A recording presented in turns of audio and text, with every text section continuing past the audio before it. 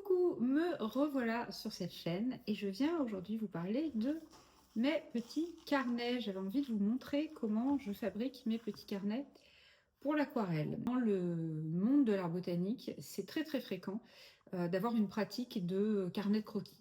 Une pratique quotidienne, hebdomadaire, même parfois une pratique à 100%. Il y a des artistes dont vraiment le cœur du travail s'articule autour des carnets de croquis. Par exemple, ça va être des journaux quotidiens de leur jardin, des choses comme ça. Vous allez trouver des tas de super artistes qui travaillent autour de ce thème. Et moi, c'est une pratique que j'ai jamais eue et qui donc évidemment m'intimide un petit peu puisque comme toutes les choses qu'on n'a jamais faites, elles nous impressionnent. Moi, elle m'impressionne d'autant plus que le cœur de mon travail se trouve dans l'approche du détail. C'est vraiment un travail sur le temps long et en général, le carnet de croquis, a une approche beaucoup plus enlevée, beaucoup plus spontanée, beaucoup moins justement axée sur le sens du détail. Donc à la fois je me sentais un petit peu intimidée et à la fois évidemment je suis attirée aussi par cette pratique, d'abord parce que je trouve ça beau et aussi parce que j'en vois tous les bénéfices pour progresser et pour m'ouvrir de nouveaux horizons tout simplement. Je pense que c'est vraiment très intéressant. Donc ça, c'est ce qui me décide à commencer un carnet. Maintenant, évidemment, si vous regardez les carnets du marché, vous allez facilement tomber sur des carnets très beaux, avec de très beaux papiers, très grands, avec de très nombreuses pages. Et ça m'intimidait aussi un petit peu. Je me suis dit, si je me lance d'emblée dans quelque chose comme ça, alors je ne sais même pas vraiment quelle forme, au fond, j'aimerais que ça prenne. Je ne sais même pas exactement comment j'ai envie de travailler sur ce sujet. Ça me semble presque voué à l'échec. Je fais vraiment partie de ces gens qui, face à un carnet trop beau, peuvent se sentir complètement paralysés et ne pas oser le commencer. Donc, je ne voulais pas me trouver dans cette situation. Et ensuite, quand j'ai commencé à investiguer pour voir un petit peu quel carnet je pourrais choisir, je me suis assez vite trouvée confrontée à une autre problématique qui est celle du papier. En fait, il y a beaucoup de fabricants qui proposent des carnets destinés à l'aquarelle, mais la plupart d'entre eux sont des carnets qui vont être plutôt réalisés avec du papier à grains fins. Or, dans l'art botanique, on utilise plutôt du papier à grains satinés. C'est un papier très lisse avec très peu de grains. Et moi, c'est aussi mon papier de prédilection. Et puis bon, j'ai quand même maintenant une certaine expérience. Et c'est vrai que j'ai mes matériaux de prédilection. J'aime travailler avec le papier que je connais et que j'apprécie. Et donc, j'avais envie de travailler avec mon papier. Et donc pour ça, c'est apparu assez rapidement qu'une des solutions, c'était de fabriquer mon propre carnet. Ensuite, le format. Vous remarquez qu'ils sont tout petits.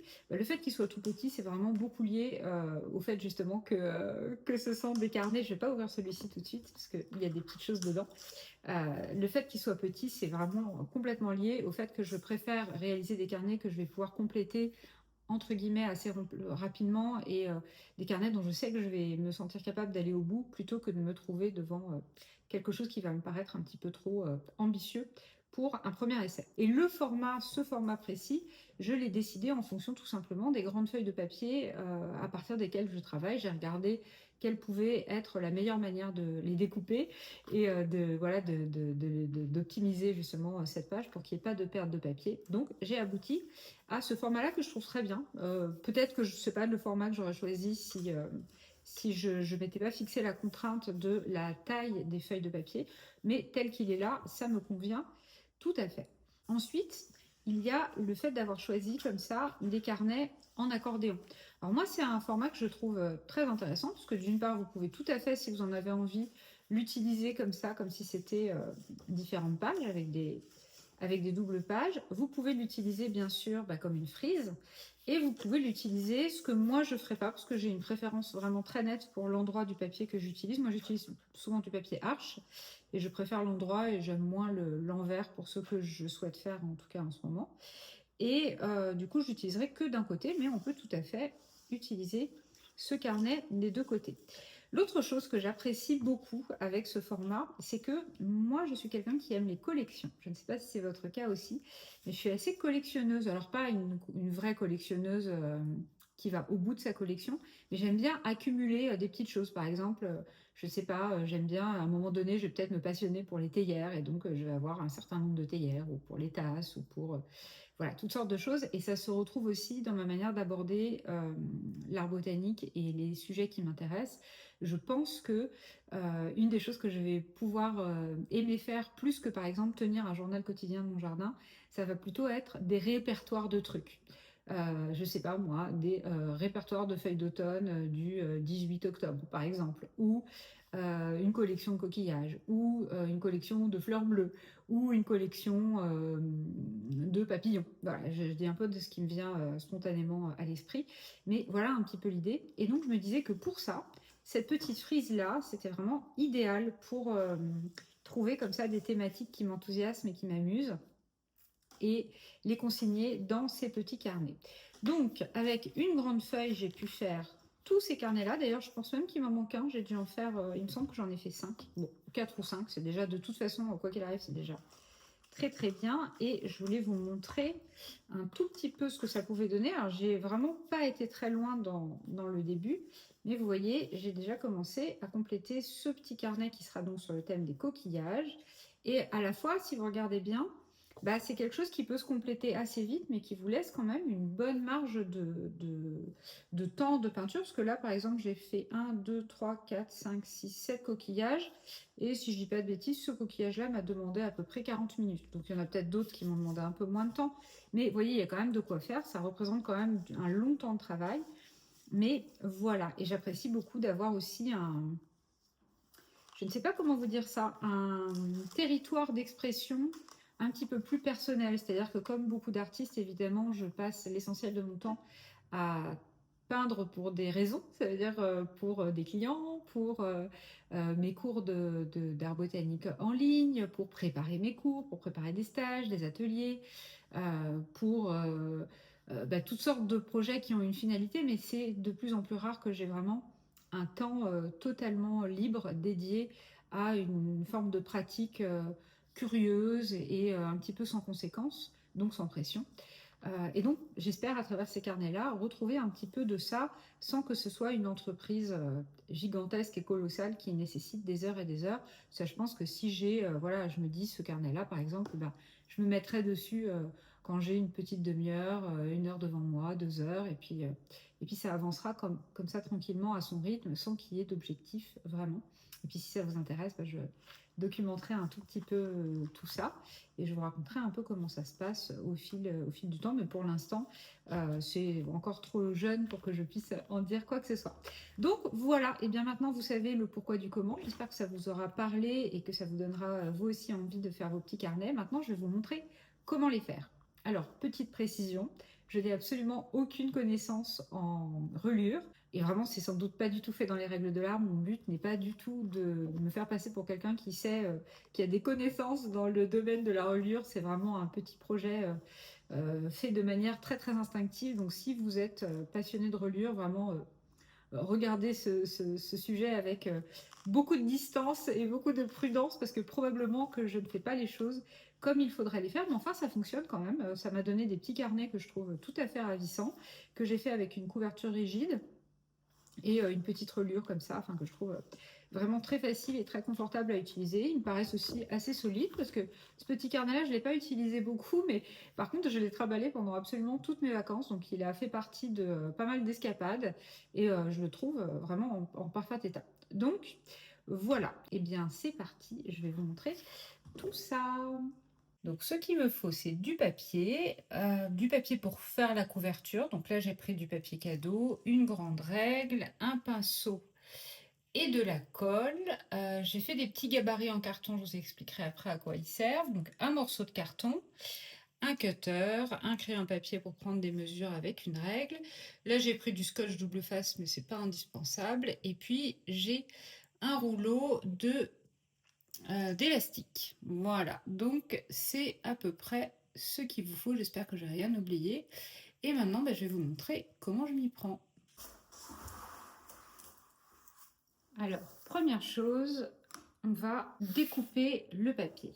La première chose qu'on va faire, c'est réaliser cet accordéon. Donc pour ça, je vais créer des grandes bandes de 13 cm de hauteur. Et ensuite, on va marquer les plis tous les 8 cm. Alors, eh ben, c'est parti. On a de quoi ici faire, je ne sais plus, 3 ou 4 grandes bandes. Il me semble que c'est 3. Voilà. Alors, j'ai gardé un petit débord de 2 mm parce que, eh bien là, j'ai ce petit bord un peu frangé. Donc, voilà. Là, voilà. Et puis ensuite, je vais marquer tous les 13 cm. Hop. Encore ici. Et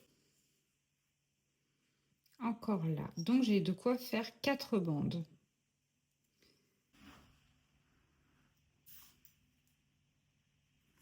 Et maintenant, à l'aide de la règle et d'un cutter, donc c'est pour ça que c'est bien d'avoir une grande règle, je m'appuie sur mes mesures, j'essaye de couper en une fois.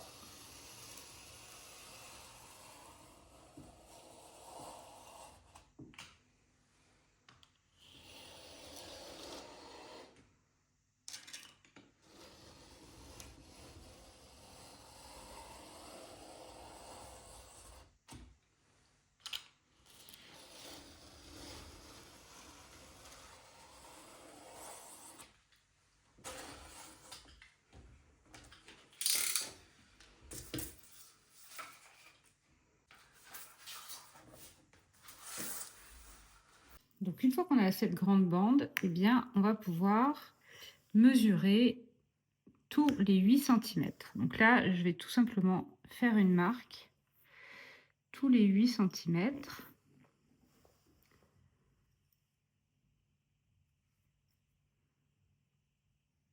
Et je vais faire la même chose de ce côté-ci.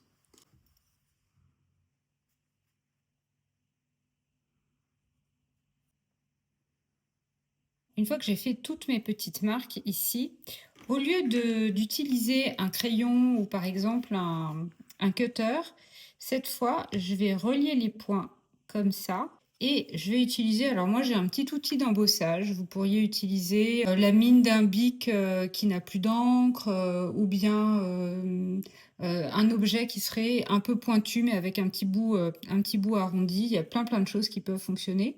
Un plioir tout simplement. Et là je vais faire des marques, voilà, pour marquer le pli. Alors je vais vous montrer, vous voyez, on voit le pli qui est marqué. Alors c'est pas nécessaire d'appuyer beaucoup trop fort, mais l'idée c'est quand même d'avoir ce pli qui va vous guider ensuite pour faire vos marques et puis aussi pour que ce soit des plis propres. Voilà. Hop.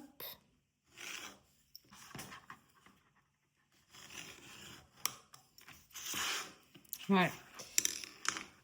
Une fois que vous avez ça, et bien vous pouvez plier votre accordéon.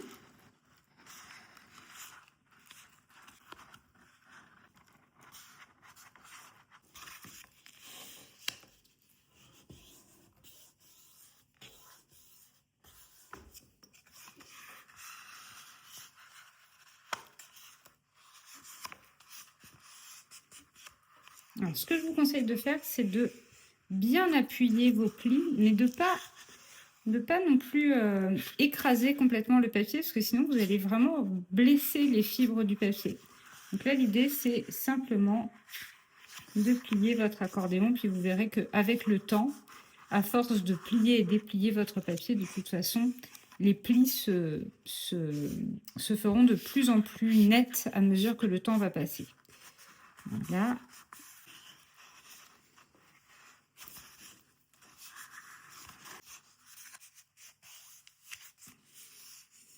Et voilà, vous avez votre accordéon. Une fois qu'on a notre accordéon, il va falloir qu'on s'occupe de la couverture. Alors moi j'ai déjà ce morceau de carton. Alors ça c'est un morceau de carton qui est récupéré du dos d'un carnet de papier calque. Moi j'achète le papier calque de la marque Canson Et le carton qui est à l'arrière est de super bonne qualité, donc je le jette jamais, je le garde toujours avec moi. Et voilà, donc là l'idée ça va être d'avoir donc une couverture qui va venir se placer comme ça. Donc on a besoin de 2 couvertures, la partie droite et la partie gauche, et on a besoin aussi d'un petit rebord pour la tranche de notre carnet. Donc ce que je vous recommande de faire, c'est de faire une bordure qui va être 5 mm plus grande que la bordure, que la taille de votre carnet en hauteur. C'est-à-dire que là, c'était 13 cm, donc là, je vais mesurer 13 cm 5, mais je crois que c'est déjà des rectangles de 13 cm 5. On va regarder. Voilà, alors, combien ça mesure ça? Oui, voilà, ça mesure exactement 13 cm 5. Donc là, j'ai pas besoin de les recouper en hauteur, mais par contre, je vais les recouper en largeur. Et pareil, ici, ça faisait 8 cm, donc je vais mesurer 8 cm 5. Et pour mesurer la taille de la tranche, bah, vous pouvez vous amuser à regarder l'épaisseur et puis mesurer. L'épaisseur, c'est moins d'1 centimètre, mais je dirais que, imaginons que vous ayez envie d'intercaler un petit collage, de mettre peut-être, si par exemple vous dessinez des feuilles, bah, de mettre les feuilles séchées à l'intérieur, peut-être que vous aurez envie d'avoir un peu d'espace. Donc là, ce que je vais faire, c'est que je vais lui faire une tranche de 1 cm. Donc il me faut 2 rectangles de 13,5 par 8,5 cm et une petite bande de 1 cm par 13,5 cm. Alors c'est parti, je vais mesurer tout ça. Alors 8,5, ça fait ça. Voilà. Ensuite, je garde 1 cm pour le rebord. Voilà.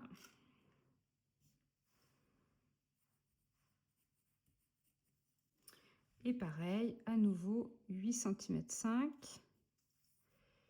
ici. Et voilà. Donc maintenant, je vais les découper.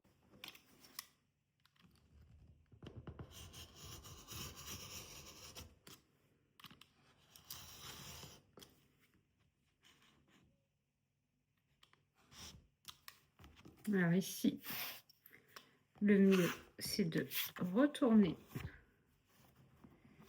le carton.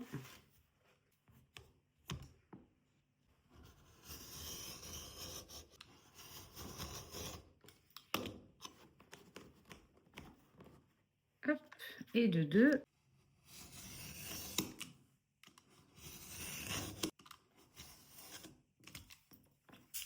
Et de 3. Maintenant, nous avons nos 2 couvertures et notre petit carnet qui va venir donc se placer comme ça avec la couverture qui va venir comme ça. Voilà, donc là finalement on a fait le plus gros du travail. Il va nous rester simplement à assembler les choses. Alors pour ça, on va utiliser notre feuille de papier cadeau. Alors j'ai pris du papier cadeau, mais si vous avez quelque chose de meilleure qualité, n'hésitez pas, c'est quand même sympa si vous arrivez à avoir une jolie couverture. Là moi j'ai pris un petit peu ce que j'avais sous la main et qui me paraissait ok, mais c'est un papier qui est peut-être un petit peu fin pour faire un joli carnet qui dure dans le temps et qui puisse se conserver pendant des années. Donc une fois que j'ai mon petit morceau comme ça de rectangle, je vais positionner un petit peu pour vous montrer les choses. L'idée, ça va être, voilà, d'utiliser ce rectangle, voilà, de cette manière-là.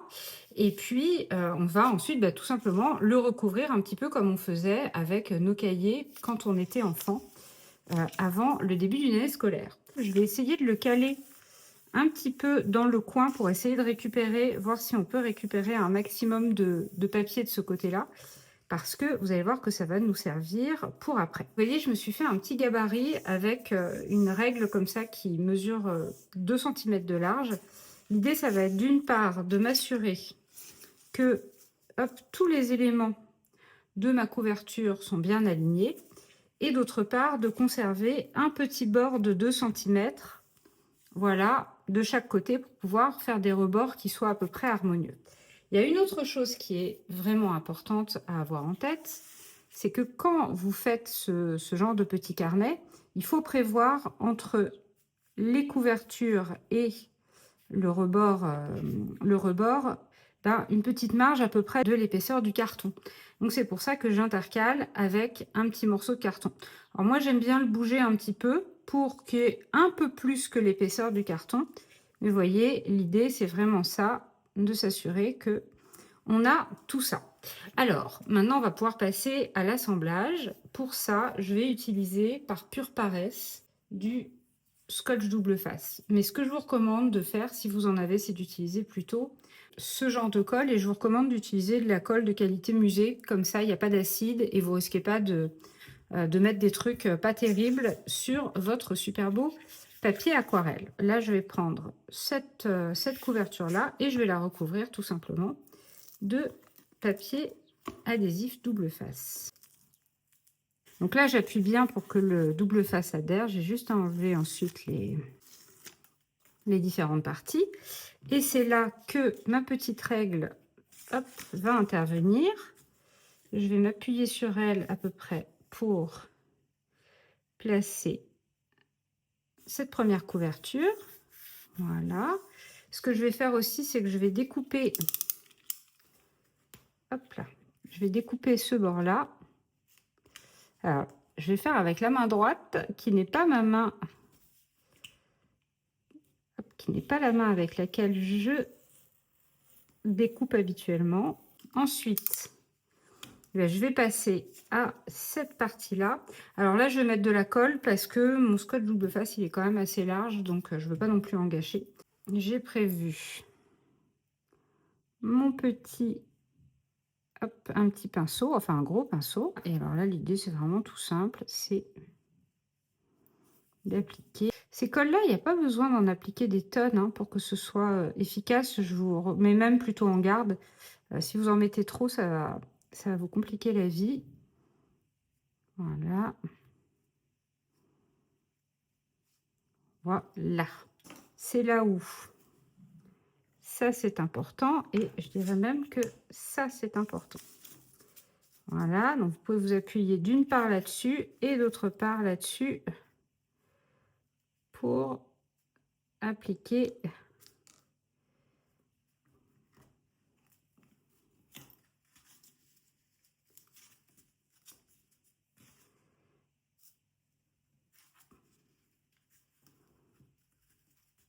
le rebord comme ça. Et une fois que vous avez ça, bah, vous pouvez faire celui-ci. Je retire la couche de papier protectrice. Voilà. Et là, pareil. Je prends la petite mesure. Je la penche un peu pour augmenter encore l'écart un tout petit peu entre les différentes parties de la couverture.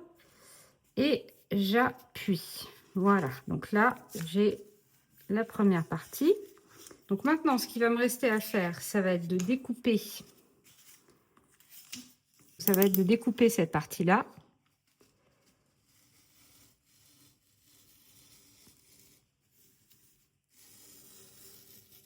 Voilà. Cette chute de papier, elle va me servir pour ici, pour couvrir ici. Et je vais aussi faire la même chose de ce côté-là.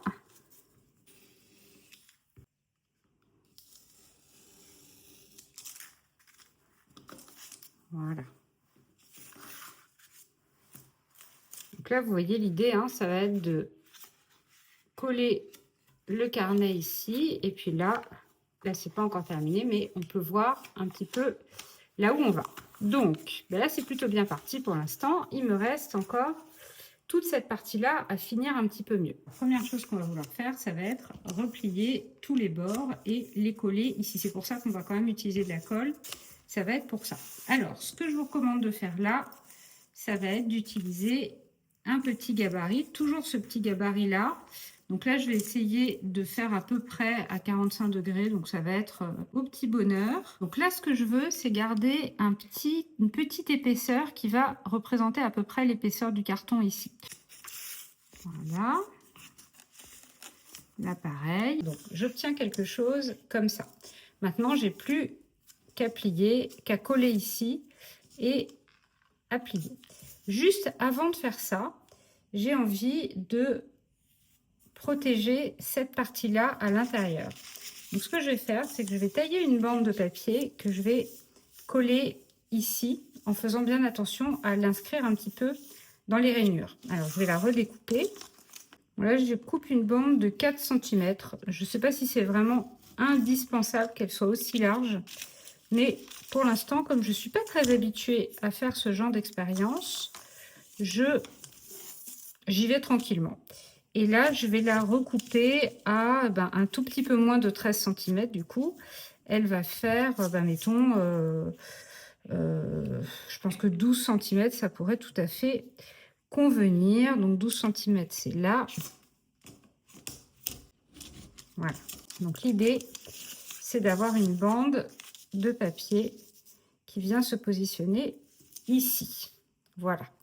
Alors pour ça, pareil, on pourrait tout à fait utiliser le double face, mais comme c'est une bande qui est assez étroite, ça me semble plus simple de passer de la colle. Donc là, je vais mettre de la colle ici, même dans les rainures à l'intérieur, et je vais en mettre aussi un petit peu sur les côtés.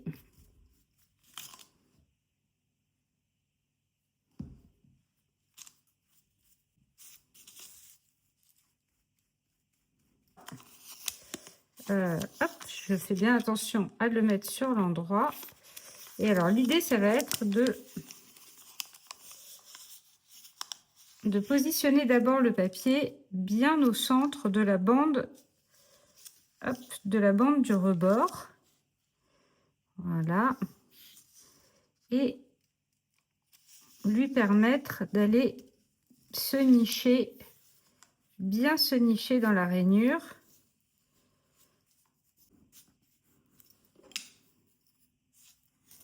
Hop là.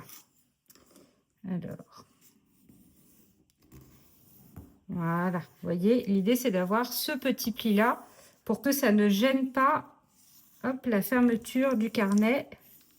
Alors moi j'ai des ongles assez longs, donc ça facilite pas mal les choses. Hop, j'ai juste à donner un petit coup d'ongle. Et voilà. Vous voyez, l'idée c'est d'avoir ça et c'est pour pouvoir fermer facilement le carnet. Alors je ne suis pas une experte du tout, hein. Je fais les choses un petit peu, je dirais, à l'instinct. Donc c'est un petit peu spontané et sans doute pas, peut-être pas optimal, mais c'est pas grave. De ma part, il n'y a absolument pas de volonté de vous transmettre un savoir très élaboré, simplement au contraire, l'envie de vous montrer comment faire quelque chose de simple à partir de aucune connaissance en reliure, hein. Je ne sais même pas d'ailleurs si on peut appeler ça de la reliure, c'est peut-être un mot complètement excessif pour le projet que je vous propose, donc à vous de me dire. En tout cas, voilà. Donc là maintenant, je vais replier, hop, sur les côtés. Donc pareil, en essayant de bien tirer. Puis l'idée toujours, hein, quand on colle, c'est d'essayer de bien enlever les bulles d'air. Voilà. Donc, ça a l'air assez mobile, ça marche plutôt bien. Pareil, de l'autre côté.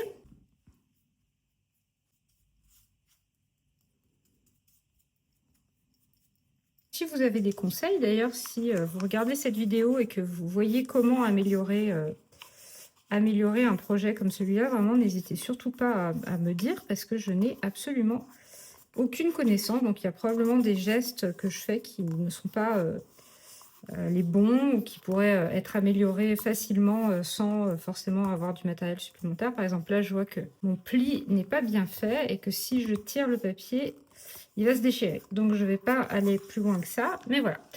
Donc, j'ai ça. Maintenant, je vais replier cela. Alors là, ce que je vous conseille de faire, c'est de, avec la pointe de l'ongle, bien ramener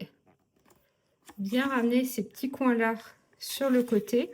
En fait, l'idée, ça va être, en faisant ça, de bien couvrir cette partie-là. Voilà. Et pareil ensuite.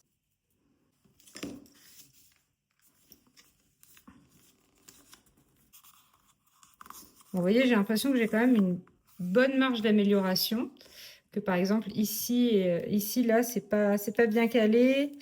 De ce côté-là, c'est un peu mieux. C'est un peu mieux de ce côté-là. Donc là, on arrive pratiquement au bout de notre travail. Pour bien finir les choses, ce que je vous recommande de faire, ça va être aussi, avec un petit rectangle comme ça de papier, ça va être de recouvrir cette partie-là. Voilà, donc là, c'est pas complètement droit ici, mais je pense que c'est vraiment pas grave. Là, je pourrais aussi mettre un petit peu de double face, ça irait plus vite, mais je suis partie avec la colle, donc voilà. Et maintenant, eh bien, je n'ai plus qu'à positionner l'intérieur de la couverture. Voilà. Donc, hein, encore une fois, c'est pas un travail très précis, mais hop, c'est presque expérimental, hein, comme vous voyez. Et maintenant, bah, la seule chose qui me reste à faire, c'est de coller mon accordéon. Alors, ce que je vous recommande de faire, c'est de faire attention à l'endroit de votre papier. Moi, par exemple, je suis gauchère et donc je vais avoir envie de commencer mon carnet par cette partie-là et d'écarter la couverture par cette partie-là. Donc, pour moi, ça va être plus intéressant de le coller comme ça. Si vous êtes droitière, a priori, ça va être différent. Alors, si je le colle comme ça veut dire que j'ai fait mon accordéon dans le mauvais sens. Donc, c'est pas grave, c'est très facile à changer.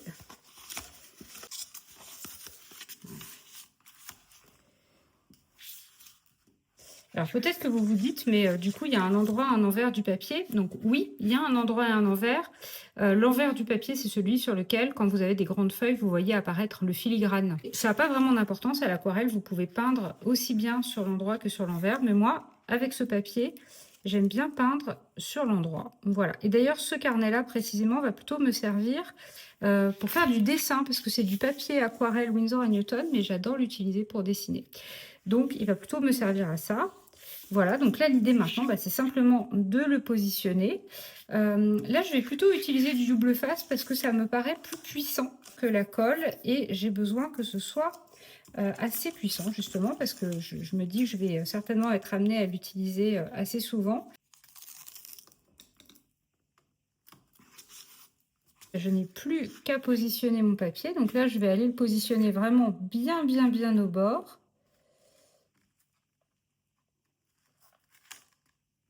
Bien au bord, je vais faire attention de le positionner bien droit et hop là, j'ai des petits résidus de colle de papier de scotch double face que je vais enlever.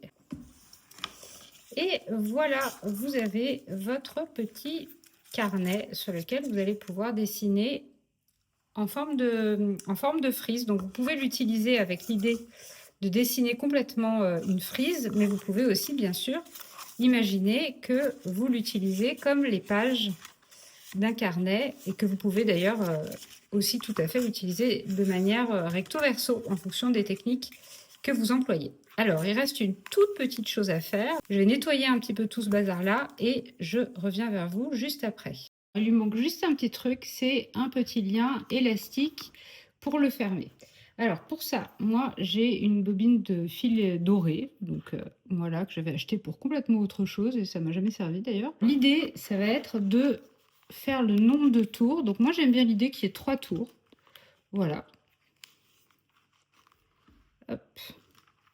Et ce que je vais faire, c'est que je vais tirer un petit peu pour faire le nœud de manière à ce que j'ai des liens qui soient un petit peu serrés ici et que mon carnet soit bien tenu. Donc là, je serre un petit peu. Je vais couper là, ici. L'idée, c'est que ce soit voilà, un lien un petit peu serré.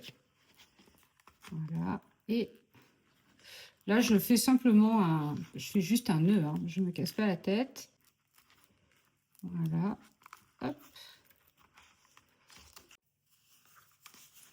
Et voilà, donc vous voyez, j'ai juste à défaire le petit lien. Voilà. Et je peux utiliser mon carnet.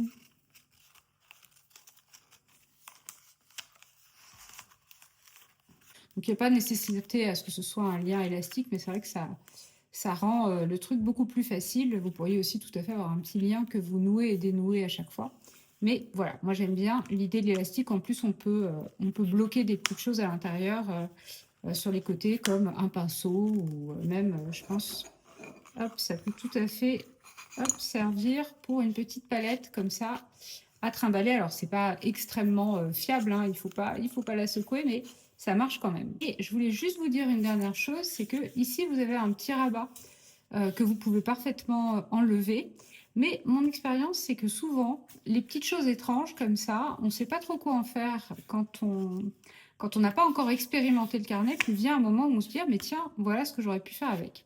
Donc mon conseil, c'est de le garder, de compléter votre carnet, et ensuite de voir s'il vous est utile ou si au contraire, vous avez juste besoin de l'enlever. Voilà, ben j'espère que cette petite vidéo vous aura plu, et je vous donne rendez-vous bientôt.